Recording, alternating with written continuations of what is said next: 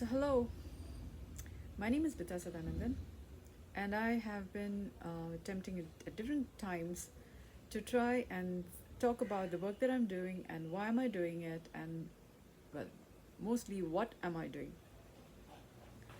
and to bring some clarity on what I'm calling as a way of living for having normal, ordinary, harmonious living as a way of life, as a central focus for why we do what we do. Now, you may ask, so what's new about that? We are all living normal, ordinary, harmonious lives, or it may not necessarily be in that particular phrase or sequence of words. But my idea of normal, ordinary, harmonious living is um, beyond WHO's list of diseases, beyond death as a concern, ecological concerns as a concern, where children don't have to look for a reason for going to school, where they're not having a problem going to school, and see every opportunity to learn as an opportunity to learn, school or what they're teaching, notwithstanding. Um, Food is not a concern across humanity, across boundaries, across humanity's challenges, for example. So you would say utopian ideal world, but that's also my point. I've attended certain groups where they're talking about the ideal world is as though a child's fantasy, and that the child hasn't really grown up, and hence they have ideals.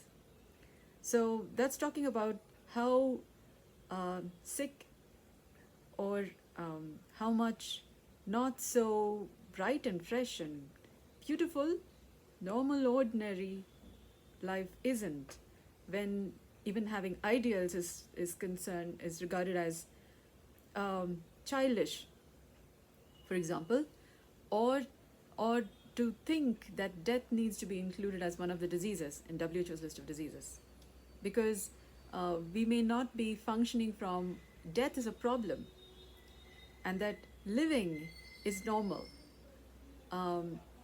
So when we take death from the exist options, then how do we function? Is you got to figure out how to be alive and healthy, wealthy, wise. As though death is given that it is inevitable, and then so there begins the delusion.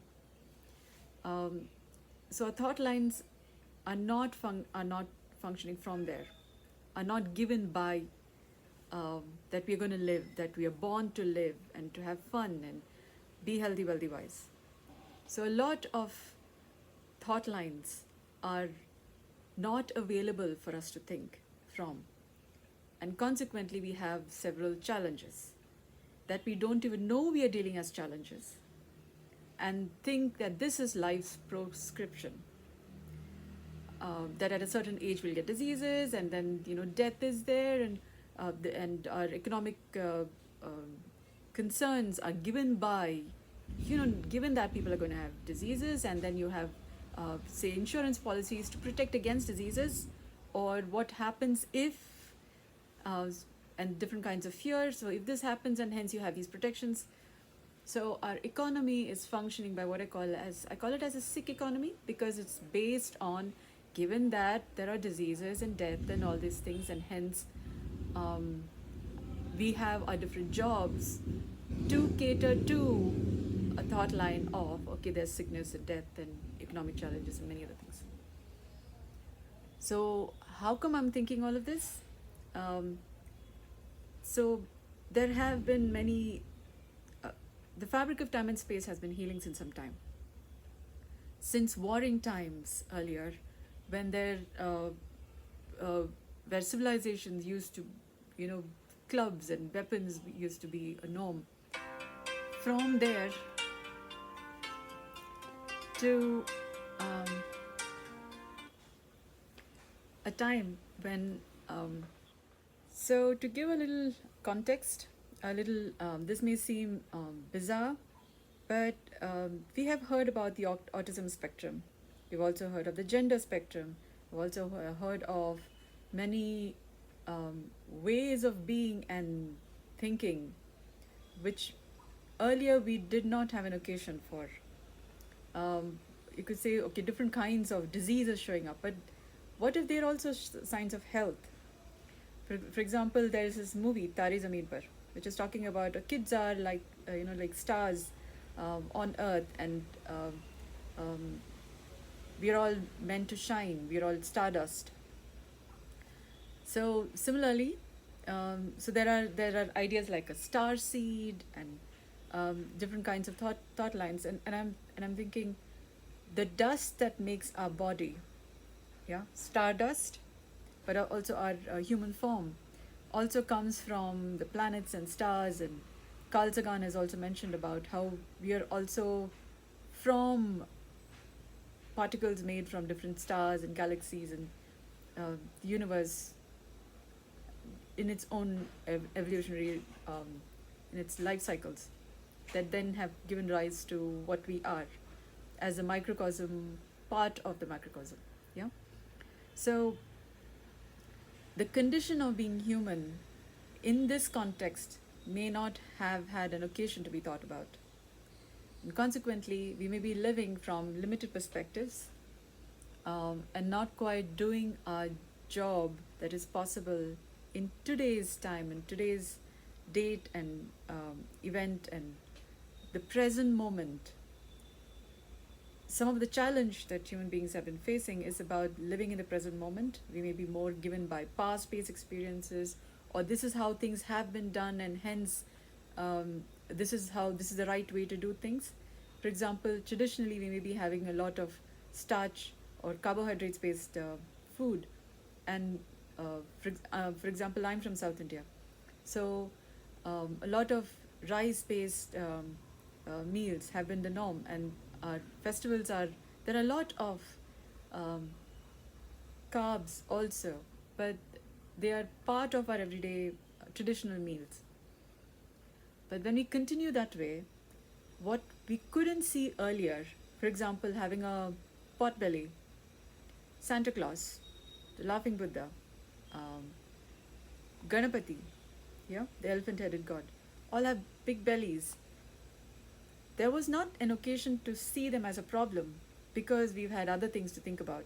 For example, warring civilizations, or economic, international relationships was not did not have an occasion to be thought about earlier until the internet came, yeah, and different tradings across boundaries began possible.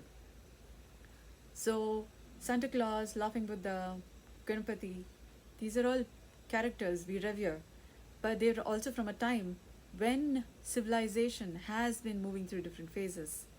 Um, Even the Buddha, for example, he did not have the benefit of the internet, which is why Buddha's teachings are in papers, yeah, in leaflets and different kinds of paintings, for example, by which communication has been passed down. And then it's about how uniformly it could be passed down. Um, so even today, there are countries where internet may not have reached, or places where uh, there is English may not be a common language. And so what I'm bringing your attention to is that the fabric of time and space has been healing since that time. How we live our everyday life has been going through small changes across times. So earlier there was the bubonic plague, and then so different diseases. Every so many years there is said to be have been a pandemic, and then we had the COVID recently, and that has brought about a different way of thinking. Health has come to focus in a way that didn't have an occasion to be thought about earlier. And so now we have the opportunity to look at normal, ordinary, harmonious, and living in a new way. Gandhiji, Nelson Mandela, Sir Martin Luther King Jr., many such people have been talking about nonviolence, but nonviolence as a science, as the physiology of it, and what it takes to have non-violent way of living, and what are the benefits from it. um, there have been These people have been associated with independence and um, finding their country's culture, yeah, but in a way that is beyond violence as a means to getting there. So what does it take for us to have non-violent ways of living, and what does that do to our own body? For example, if you're having junk food or a lot of sugar and salt and oil and spices, that inflames our own body. That's like warfare on our own body. Yeah, just like how uh, warring civilizations left people wounded. Eating food just about anyhow, somehow, is like warfare on our own body, such that our body then needs to find resources by which to combat the inflammation and then be healthy. So um, this is where we think about non-violence in more finer ways, the way we couldn't think about earlier. The warring kingdoms couldn't think about, oh, body getting inflamed. They had to worry about being alive and keeping their kingdoms all together. And so humanity across boundaries was not the time for them. That time they had a lot more other things to think about. Yeah. So now um, we can think in terms of this, in terms of the Vedas. It's called Kala Dharma. There's a right thing to do per time.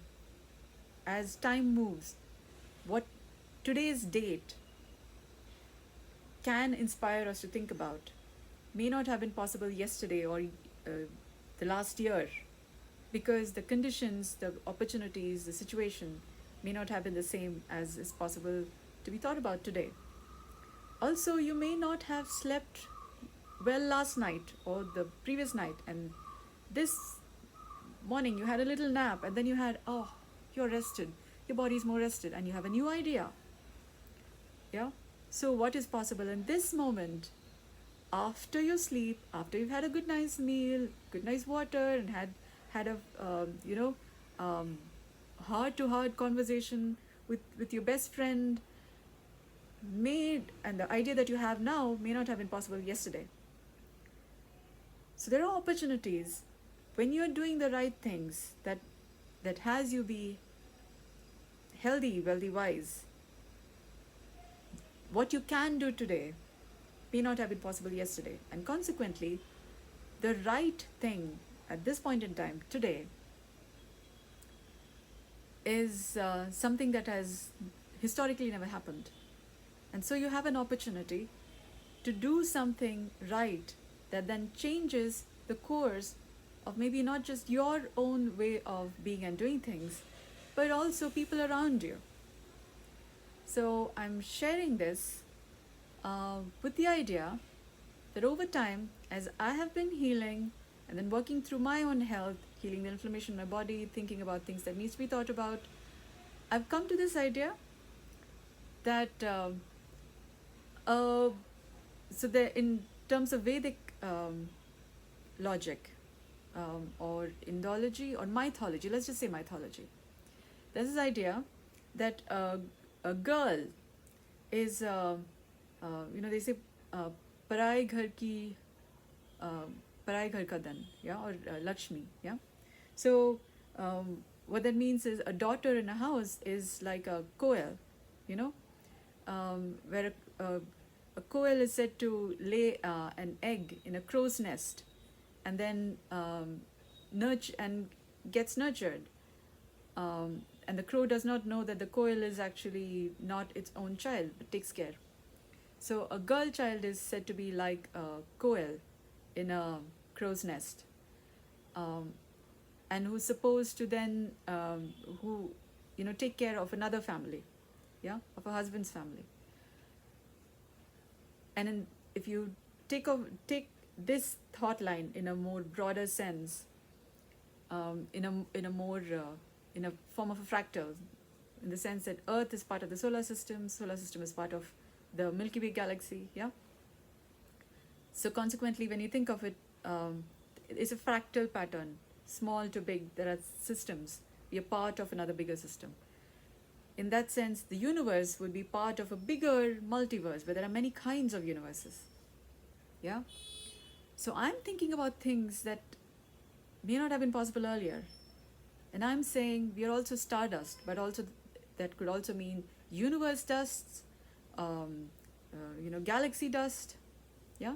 So depending on where the dust that makes our ways of being and becoming, accordingly is our thought lines. So I'm thinking the dust that makes me comes from another universe or another multiverse. Like universe is part of many universes, and then consequently multiverse is like one big system of multiverse, is part of many multiverses. Yeah, fractals. So I'm thinking I'm coming from another multiverse. So I'm having thought lines which is beyond our um, beyond our known realms of thinking. So I've been thinking I'm from the realm of the unknown. So this is the thought line that I've been functioning, saying things, and people have been having a little difficulty understanding. But then what's happening now is also not was not possible earlier. For us to think in terms of this, for us to talk, for us to live life in ways that we couldn't think about earlier. For example, we may not have had the opportunity to think that gender is just male female, and now we have the gender spectrum. Yeah. And then you have autism and over and above WHO's list of diseases. Yeah. And then to also think that going beyond death, living life forever and ever and ever, happily married, healthy, wealthy, wise, living forever and ever and ever, may not have been able to be thought about earlier, but it's been there in our fairy tales. In a fairy tale, happily living ever after is possible. So it's been there in our thought lines, but what has it be possible may not have been having the occasion to be thought about, because we've had other things to think about. For example, during the 2 years of the pandemic, breathe and then wear the mask and then be clean and then everybody at home. So different times had different kinds of challenges, and so we could think about some things and couldn't think about other things. And then it's about, while people are thinking about it, how many of them have been voicing out their thoughts. Yeah. So here I am voicing out my set of thoughts over several cycles of evolution, thought, thinking, healing, doing personal work. It's called homework. When you do your homework, what you can then present, say on a podcast or in a presentation or in a as a value on, say, Instagram or different media, also comes from the homework that you do. Like when you go to school, when you do your homework, when you're writing your exam, your answers are likely to be more informed than if you didn't. So some food for thought. So I'm planning to make more YouTube videos. So this may be a new line of thought. So food for thought. Thank you so much for listening. I hope this has been of value to you.